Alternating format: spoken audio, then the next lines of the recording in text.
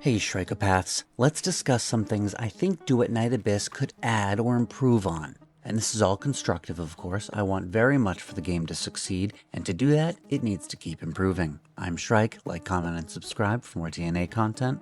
Let's dive in. So these won't be in any particular order, but first up is one that's bothered me since the start. We run one stage at a time in every game mode. And even in the infinite stages, we still need to manually click continue and then pick our books. I would really like the option to be able to set it to auto continue. Designate a preferred book type maybe, or at least set how many runs I would like to do, because with the devs pushing us to auto farm, or rather making it an option and then giving us good tools for it, we really can't, since we still need to interact with the game every couple minutes. A true auto farming experience would allow me to AFK for 10, 20, maybe even 30 minutes at a time. A go until you die setting would be cool too. And something very similar for covert commissions. I would like to be able to use more than one letter at a time, or give us books that increase those drops. And this actually brings up my second thing I would like to see improved upon: the rewards for pushing further stages. The difficulty scales up, but the rewards don't really, not in any meaningful way. It's still not worth going more than a few rounds in each kind of commission. Since we were talking about covert commissions, I would like to see better scaling of rewards on there as well. Maybe in the infinite stages, as you increase in difficulty, the odds of hitting the 10 drop increase. Or past a certain point, the low drop becomes 4 instead of 2. It's kind of ridiculous that you either get 10, 2, or nothing. And then even further, it could become 8. So 10, 8, or nothing. Something to give us incentive to push 10, 12, 14 stages. But not just for the covert commissions either. The rewards need to scale up much faster and much higher for all the commissions if they want anyone to push those stages.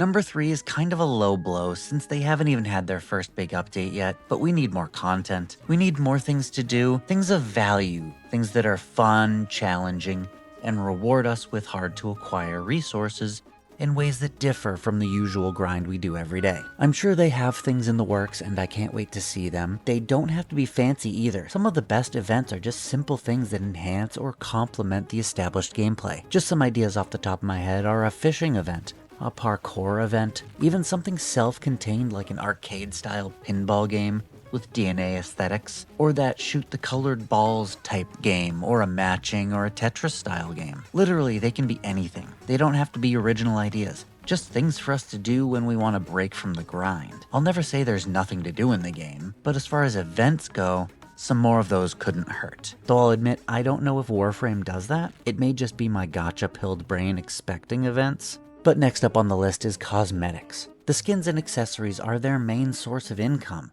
so it needs to be exceptional. Now I'll admit they already do a better job than a Theory Restart, who just recolors the base skin and calls that new, but they could do much better. The Christmas skin is incredibly basic. The Psyche one was good though. They need more like that one. And for crying out loud, there's absolutely no reason why we shouldn't be able to dye the base skins of the characters. It's just common sense. Introducing a dye system and then locking it behind only the paid skins? Come on, guys. And it shouldn't stop there. Hair dyeing, moving and changing the sizes of accessories, some more exciting accessories. Like, I don't know how many times I can see some hideous top-of-the-head bird or plant that I could never see anyone actually using. For real. Everyone was excited for the flame crown because instead of a ridiculous-looking accessory, it actually looked cool. Keep going in that direction. Cool, sexy, personalized even. Could be a unique accessory for getting certain hard-to-get achievements, or being in the content creator program, a cool CC unique pair of aviator sunglasses for them or something. Point being, cosmetics and dyes especially need to be improved. Oh, and just give everybody infinite black and white for crying out loud. They are quite literally the most commonly used dyes, and especially the white one isn't easy to get your hands on. But moving on. Number 5. The state of Endgame. At the moment, it's theater and maze. Theater is literally just fighting waves of enemies. Very rarely are there any mechanics to look out for, and never are there any puzzles of any kind to solve. I would like a little bit of a foray into some variety for theater. Not chock full of puzzles because that would annoy me. I do like the theater now, but it is very simplistic. The rewards ending at 12 is fine, but the difficulty really needs to go up past that. Really challenge those sweats that are already at plus 10 gold wedges on their fully duped everyone's. The actual human beings can stop at 12, get all the rewards, including the important things from the shop. Those need to be cheaper, or the currency we get needs to be more. But yeah, and the sweats can go climb higher, and maybe get a cute little helicopter beanie for clearing 100. And theater is really fun, but also really simple. I actually really enjoy the final difficulty of Maze, where you can select buffs for the enemy or debuffs for yourself, and it will increase the reward you get. You could just have that available for all the stages. The buffs you can choose during the runs for all the difficulties, the normal ones now. Those are all right, but I really wish the maze didn't push summons so much.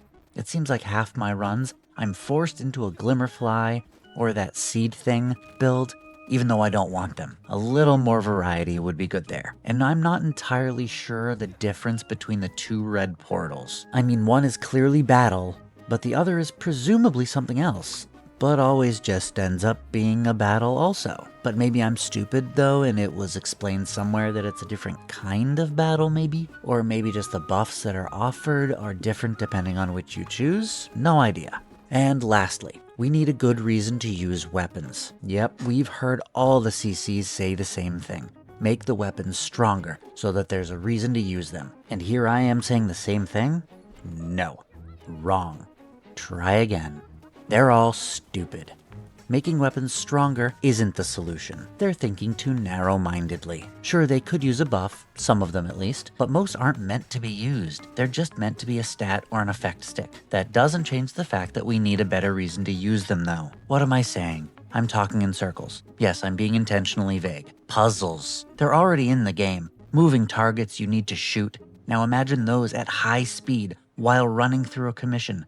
Gotta hit the targets to unlock a door or close a sluice gate. Replace some of those standstill, drag the ball down the line puzzles with something more active that keeps the action going. And for melee, a simple whack the statues in a certain order thing is pretty standard in games. Just do that. Or a mechanic that ricochets a projectile back at the target. Something shoots a big flaming ball at you, melee it back at them, and boom. It's not about the weapon doing any damage. The point is, melee and ranged weapons need to have more uses, but they don't need to be combat uses. They can be a tool for solving puzzles or getting past enemy mechanics. Maybe a boss has a shield that only his own projectiles can break.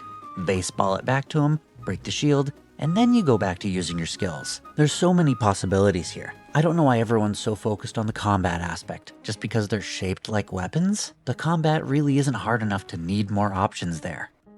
Okay, but that's going to end my rant. I'm very much enjoying my time with Duet Night Abyss, but it's not a perfect game. It has areas it needs to improve, and it will, especially with constructive community feedback. And it also needs to start creating an identity of its own to distance itself a bit from Warframe. But with that being said, I'm gonna fly. I'll see you in the next one. Bye.